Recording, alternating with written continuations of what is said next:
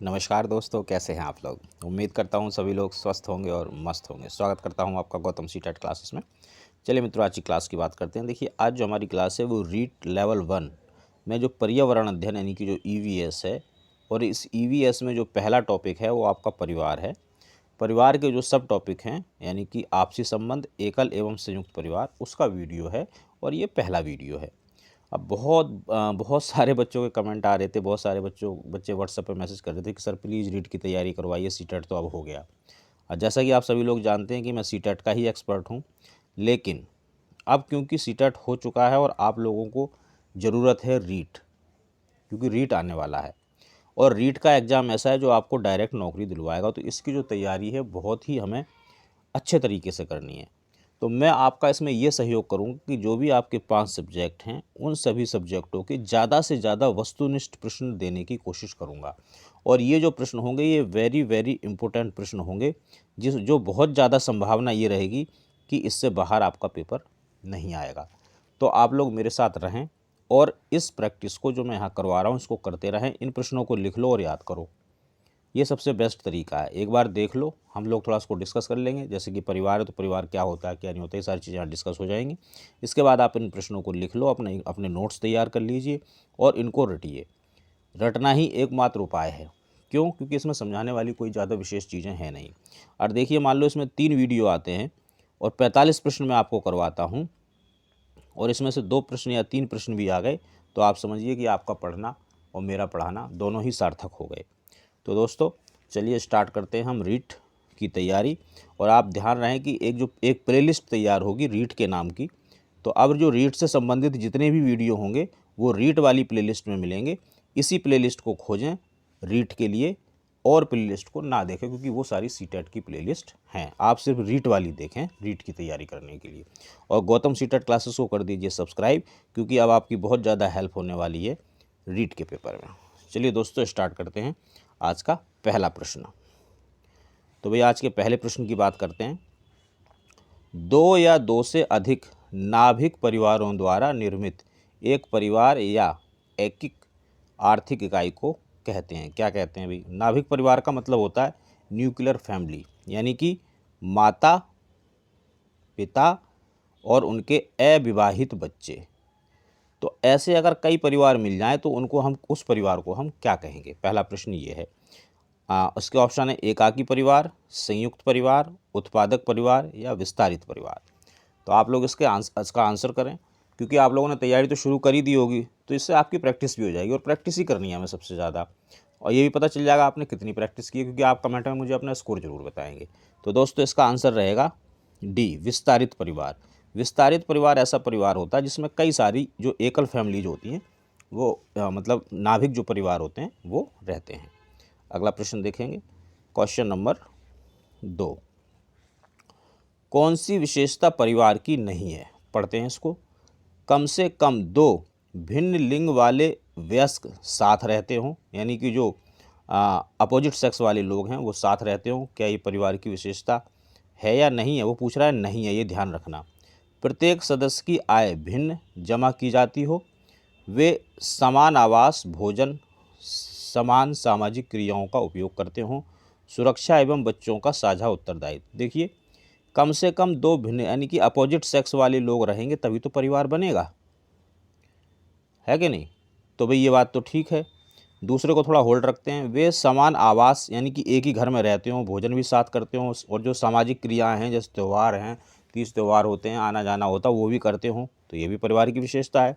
सुरक्षा एवं बच्चों का साझा दायित्व, यानी कि बच्चों को सुरक्षा भी दे रहे हैं और उसका जो दायित्व है, जो रेस्पॉन्सिबिलिटी है, वो भी निभा रहे हैं। तो अगर वो ये सब कुछ कर रहे हैं तो भाई वो परिवार का ही काम हो रहा है। तो भाई दूसरा जो है, इसको छोड़कर बाकी जो तीनों हैं ये परिवार के उत्तरदायित्व हैं। तो ये जो दूसरा है इसमें ये परिवार की विशेषता नहीं है। अगला प्रश्न देखेंगे, क्वेश्चन नंबर आपका है ये 3। ऐसा सामाजिक समूह जिसका एक सामान्य निवास होता है, आर्थिक सहयोग होता है तथा जिसमें प्रजनन प्रक्रिया पाई जाती है, उसे क्या कहते हैं? बताएं भाई। ये तो बहुत आसान है, इसको तो आप बड़े आराम से कर सकते हैं। जी हाँ, इसको हम कहते हैं परिवार। अगला प्रश्न देखेंगे, क्वेश्चन नंबर 4, भारत में परिवार का अर्थ संयुक्त परिवार है, यह कथन किसका है? तो भाई ये तो सेइंग है, तो जिसकी सेइंग है उसी की रहेगी, इसके लिए आपको थोड़ा बहुत पढ़ना पड़ेगा, इसको जरूर पढ़ें। डॉक्टर कार्वे का, के.एम. कपाड़िया, रजनी कोठारी या प्रभु का? तो ये है भाई हमारा सेकंड, के.एम. कपाड़िया। इन्होंने कहा था कि भारत में परिवार का मतलब तो संयुक्त परिवार ही होना चाहिए, एकल परिवार तो होना ही नहीं चाहिए। ये जो के.एम. कपाड़िया थे ये संयुक्त परिवार के बहुत ज़्यादा समर्थक थे। अगला प्रश्न देखेंगे, क्वेश्चन नंबर 5, विवाह उपरांत बने परिवार को क्या कहते हैं? यानी कि जब विवाह हो गया, दो विपरीत जो जेंडर के लोग होते हैं जब विवाह कर लेते हैं तो इसके बाद जो परिवार होता है उसको हम क्या कहेंगे? एकल परिवार, संयुक्त परिवार, प्रजनन परिवार या मातृवंशीय परिवार? आंसर करें इसका प्लीज। इसका आंसर होगा हमारा प्रजनन परिवार। फिर जब इसके बच्चे बच्चे हो जाएंगे तो फिर ये हो जाएगा एकल परिवार, और फिर और जब परिवार बढ़ता जाएगा तो संयुक्त परिवार और आगे चीज़ें, क्योंकि परिवार कई प्रकार के होते हैं। इसमें मैं प्रयास करूंगा जो 2-3 वीडियो हैं इनमें जितने भी प्रकार के परिवार होते हैं वो सारे मैं आपको बता दूं। अगला प्रश्न देखेंगे,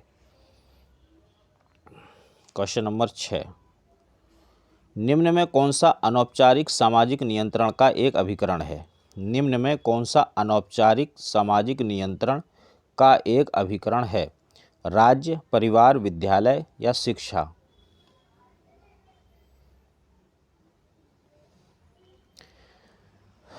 तो मित्रों इसका आंसर है बी। अगला प्रश्न देखेंगे, क्वेश्चन नंबर 7, बालक की प्राथमिक या प्रथम पाठशाला कौन सी होती है? तो भाई ये तो बहुत ही आसान है, समाज, विद्यालय, परिवार या पास पड़ोस? तो आंसर होगा इसका परिवार। आप लोग कमेंट करके मुझे ज़रूर बताएं कि आपका क्या स्कोर रहने वाला है। अगला प्रश्न देखेंगे, क्वेश्चन नंबर 8, संयुक्त परिवार में परिवार के सभी सदस्यों पर नियंत्रण किसका रहता है? संयुक्त परिवार में, ये ध्यान रखें, संयुक्त परिवार क्या होते हैं? संयुक्त परिवार वो होते हैं जिनमें माता पिता, बच्चे, उनके अविवाहित बच्चे भी हो सकते हैं, विवाहित बच्चे भी हो सकते हैं, भाई भी होते हैं। संयुक्त परिवार का मतलब यही होता है। तो संयुक्त परिवार में जो नियंत्रण है परिवार के ऊपर वो किसका रहता है? पिता का, माता का, उक्त परिवार के मुखिया का या इन सब का? तो भाई जो परिवार का मुखिया होगा उस वो ही सब पर नियंत्रण करेगा। अगला प्रश्न देखेंगे, क्वेश्चन नंबर 9, एकल परिवार की विशेषता है बच्चों में परिवार के सदस्यों के प्रति लगाव व अपनापन, बच्चों में स्वतंत्र निर्णय लेने की क्षमता का विकास, वृद्धों एवं बच्चों की देखभाल संभव, बच्चों में दूसरों पर आश्रित रहने की प्रवृत्ति। अब देखिए, क्योंकि एकल परिवार की बात हो रही है और एकल परिवार में होता क्या है? एकल परिवार में पति पत्नी होते हैं और उनके बच्चे, वो भी अविवाहित। तो बच्चों अब पहला देखेंगे, बच्चों में परिवार के सदस्यों के प्रति लगाव व अपनापन, तो ये हो सकता है। चलो, बच्चों में स्वतंत्र निर्णय लेने की क्षमता, अब बच्चों में स्वतंत्र निर्णय लेने की क्षमता, वृद्धों, अब वृद्ध तो होते ही नहीं एकल परिवार में, तो देखभाल कहाँ होगी? बच्चों में दूसरे पे आश्रित कैसे होंगे जब परिवार में माता पिता ही हैं?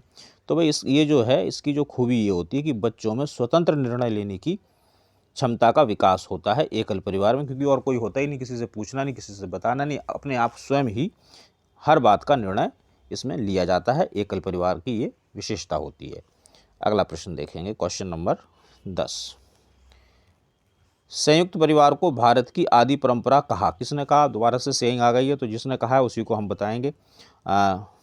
मैक्स मूलर ने, डॉक्टर इरावती कर्वे ने, कपाड़िया ने या मनु ने? तो भाई इसका आंसर होगा ए, मैक्स मूलर ने कहा था कि संयुक्त परिवार को भारत की आदि परंपरा कहा था इन्होंने। अगला प्रश्न देखेंगे, क्वेश्चन नंबर 11, विलियम्स जे जूडे के अनुसार परिवार की विशेषता क्या है? कम से कम 2 भिन्न लिंगी वयस्क एक साथ रहते हों, तो ये बात मुझे ठीक लगती है। वे अनेक वस्तुओं यथा भोजन, संभोग, आवास, सामाजिक गतिविधियां आदि का समान रूप से उपयोग करते हैं, तो परिवार में ये भी होता है भाई। वयस्कों का बच्चों के साथ माता पिता का संबंध हो, उनकी सुरक्षा, सहयोग व पोषण की जिम्मेवारी हो, परिवार के अंदर ये भी होता है। वे श्रम विभाजन के अनुसार कार्य करें। श्रम विभाजन का मतलब होता है कि भाई ये तू कर ले, ये मैं कर लेता हूँ, इसी से सारा परिवार चलता है। तो ये चारों जो विशेषताएं हैं ये ठीक होनी चाहिए विलियम जेडू के अनुसार, तो ये सही भी है, आंसर होगा इसका 4th। अगला प्रश्न देखेंगे, क्वेश्चन नंबर आपका है ये 12। एकल परिवार वह है जिसमें कौन रहता है? केवल माता पिता, केवल अविवाहित बच्चे, माता पिता अविवाहित बच्चे एवं दादा दादी, केवल माता पिता व अविवाहित बच्चे। तो भाई इस केवल माता पिता नहीं, ये तो विवाह के बाद का जो होता है प्रजनन परिवार होता है। केवल माता पिता एवं उनके अविवाहित बच्चे, यानी कि वो जो आजकल सिस्टम चल रहा है हम दो और हमारे दो, यही होता है एकल परिवार, यानी कि माँ बाप और 2 बच्चे, आजकल 2 ही बच्चे लोग पैदा करते हैं, इतने का ही पालन पोषण हो पाता है। तो इसका आंसर रहेगा डी। अगला प्रश्न देखेंगे, क्वेश्चन नंबर 13। निम्नलिखित विशेषताओं पर विचार कीजिए। पति एक अनियमित आगंतुक हो सकता है। पत्नियां अपने पतियों के घर पर आकर रहती हैं। साधारणतः बच्चों का माता के परिवार की संपत्ति पर अधिकार नहीं होता है। पिता परिवार का सर्वोच्च मुखिया होता है। इनमें से कौन सी पितृसत्तात्मक परिवार की विशेषता नहीं है? अब देखो, पितृसत्तात्मक परिवार कौन सा होता है? जिस परिवार में पिता की चलती है, पिता जिसमें मुखिया होता है। तो अब देखिए, इनमें से ये 4 विशेषताएं दे रखी हैं, तो इन 4 में से क्या चारों या जितनी भी विशेषताएं हैं वो हमें कौन सी देखनी है? जो पितृसत्तात्मक, यानी कि जिसमें पिता जो है वो परिवार का मुखिया होता है। पिता परिवार का सर्वोच्च मुखिया होता है, तो भी ये तो बात ठीक है अगर पितृसत्तात्मक है तो। साधारणतः बच्चों का माता के परिवार की संपत्ति पर अधिकार नहीं होता, ठीक बात है। जब पिता वाला परिवार है, पितृसत्तात्मक है, तो माता के परिवार की संपत्ति पर अधिकार कोई मतलब नहीं है। पत्नियां अपने पतियों के घर पर रहती हैं, जब पितृसत्तात्मक है तो बिल्कुल रहेंगी। पति एक अनियमित आगंतुक हो सकता है, नहीं, ये नहीं हो सकता, ये चीज़ गलत है। यानी कि कौन कौन सी सही होगी? एक को छोड़ दो इसको, बाकी 2, 3, 4, यानी कि 2, 3, 4 पहला आंसर हो जाएगा इसका। अगला प्रश्न देखेंगे, क्वेश्चन नंबर 14। निम्नलिखित में से कौन सा प्रकार परिवार के आर्थिक प्रकारों में शामिल नहीं है? आर्थिक प्रकार यानी कि जो मनी से रिलेटेड चीज़ें होती हैं। निवास एवं विवाह प्रबंधन, आय तथा संपत्ति का प्रबंध, श्रम विभाजन, उत्तराधिकार का निर्धारण। तो बताएं भी इसका। तो देखिए, आय संपत्ति या अर्थ से ही रिलेटेड है, उत्तराधिकार ये भी अर्थ से ही रिलेटेड है, क्योंकि भाई उत्तराधिकार का मतलब है कि भाई ये मेरी संपत्ति है तो मेरे बाद मेरे बच्चे की होगी या मेरी बेटी की होगी या किसकी होगी, तो इसमें भी धन का कहीं ना कहीं योगदान होता है। और श्रम विभाजन में भी यही होता है, भाई तू ये काम कर ले, इससे इतना पैसा आएगा, उससे उतना पैसा आएगा, ऐसे घर चलेगा वैसे चलेगा। निवास और विवाह प्रबंध में ये आर्थिक प्रकार नहीं है, पहला इसका आंसर होगा। अगला प्रश्न देखेंगे, क्वेश्चन नंबर 15। एक परिवार का एक रूप नहीं है, ये 4 रूप दे रखे हैं, आपको बताना है इन चारों में से कौन सा परिवार का रूप नहीं है। तो अनुपूरित मूल परिवार। अब ये अनुपूरित मूल परिवार क्या होता है? भाई इस परिवार में क्या होता है, एक माँ होती है और ये माँ विधवा होगी या तलाकशुदा होगी, और ये अपनी उस सास के साथ रहती है जो सास विधवा होगी, और इनके बच्चे इसमें रहते हैं। तो ये होता है अनुपूरित मूल परिवार। तो ये तो है पूर्ण। अनुपूरित शाखीय परिवार, इसको थोड़ा होल्ड करेंगे। उपमूल परिवार, ये क्या होता है कि इसमें कोई विधवा हो या विधुर हो, वो अपने अविवाहित बच्चों के साथ रहता है, जिसमें उसका कोई भाई भी हो सकता है या बहन भी हो सकती है। और ये जो भाई या बहन है ये कैसे होंगे? इनमें या तो कोई अविवाहित हो, तलाकशुदा होगा, या विधुर होगा या विधवा होगी। तो ये होता है उपमूल परिवार। अनुपूरित एकल परिवार, इसमें क्या होता है, पति पत्नी बच्चे के साथ या बच्चे के बिना रहते हैं। तो ये 3 तो परिवार के प्रकार हैं, जबकि ये कोई परिवार नहीं होता है। तो मित्रों, ये आज के 15 प्रश्न थे। आप अपना कमेंट करके मुझे स्कोर जरूर बताएं कि आपका स्कोर क्या है, तो इससे पता चलता रहेगा कि आपकी तैयारी कैसी चल रही है। और इसी तरह के प्रश्न रीट के आते रहेंगे। आप लोग मेरे साथ जुड़े रहिए और रीट की तैयारी करिए। ऊपर वाले ने चाहा तो आपका रीट क्लियर हो जाएगा और नौकरी लग जाएगी। तो मित्रों, कैसी लगी आज की क्लास, इस चीज़ को कमेंट जरूर करें।